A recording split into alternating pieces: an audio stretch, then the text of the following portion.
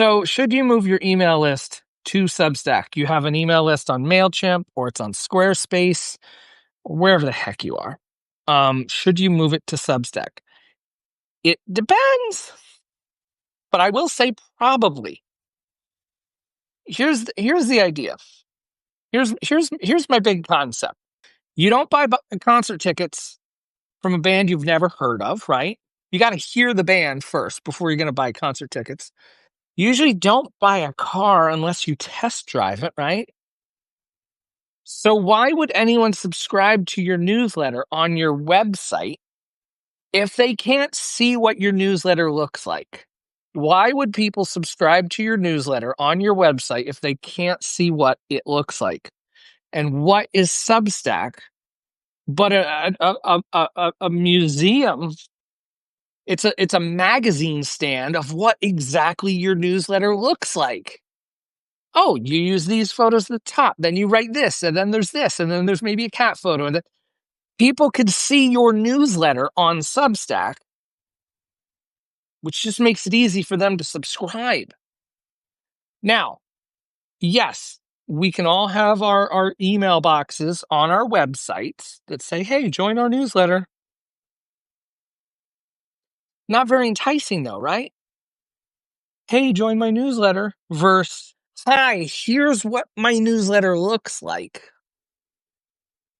It just makes it easier and two, as more and more people are signing up for newsletters on Substack, their name is already filled in. It seems like a small, very small thing, but Substack has eliminated so much friction from being able to subscribe.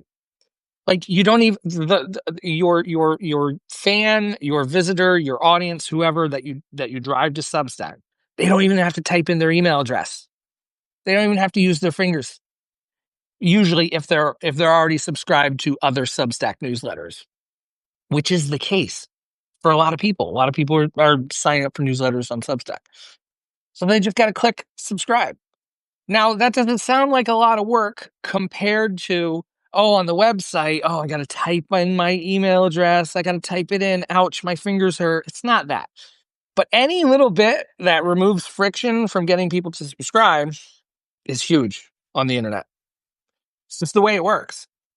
So by putting your stuff, by if you export your list from MailChimp, from wherever the heck you are, Squarespace, and put it on Substack, it makes it visible. Not only does it make your newsletter visible to everyone, because it's on the big wide open web. The big wide open web is way bigger than Substack. Substack's like this big, and the World Wide Web is like that big. You know, every smartphone ships with a web browser. They don't ship with the Substack app. So if you publish on Substack, you publish your newsletter on Substack, they all have URLs, they all have links. And what's the lifeblood of the internet but links? Oh my goodness, you have to read this, and someone sends you a link. Oh my goodness, this is such a good article about this, and there's a link. And the links go everywhere. We used to share them on Twitter until that thing got set on fire. And now, whatever. We used to put links on Facebook. Oh my goodness, you should read this. But now what we're doing is we're sending links to people in our messaging apps, in our text messaging apps. We're putting them in Discords. We're putting them in WhatsApps. I don't use WhatsApp, so I don't know the proper terminology for that. But again, the whole thing is driven by a link. And so when you publish on Substack, there's a link. And that's the beautiful part. Now that link, hear me out. We're going to get into email marketing lingo here. That link, that thing that you published, is now a landing page. Ooh, scary. I know. That's email marketing talk or online sales talk. The landing page. You drive people to a landing page, and there's all this stuff, and usually it's for sales stuff. Usually it's like, here's a big headline, and here's a photo of me, and like, oh, you sign up now and you get all these bullet points and blah blah blah. And then there's a thing at the bottom where just drop your email address to get my next. That's a landing page. But your article that you wrote on Substack, a post, not a note, but a post, a newsletter, that's now your landing page. So now you send even once it's published, now you have the link. And whereas you used to throw it up on Twitter, you can just message it to somebody instead of, look, I'm Seth from Social Media Escape Club. So this is a big hot topic for me. But you could take that link and you can message it to people that aren't on Substack notes to do that. So a couple people that you might have thrown that link up on LinkedIn and then prayed to the algorithmic gods. Oh, please, I hope they see my link. No. You could just DM it to some people. You could email it directly to friends. You could message it to people that you talk to regularly. Hey, I wrote this thinking about you. Hey, I thought you might like this. Not spammy, not gross. Get out of here with growth hack BS. That's not what I'm talking about here.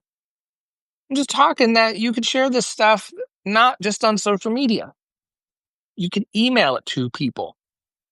And now when they click on it, they go to it, and it's a landing page. And Substack is super optimized for this. There's a landing page, and people can they could just hit subscribe.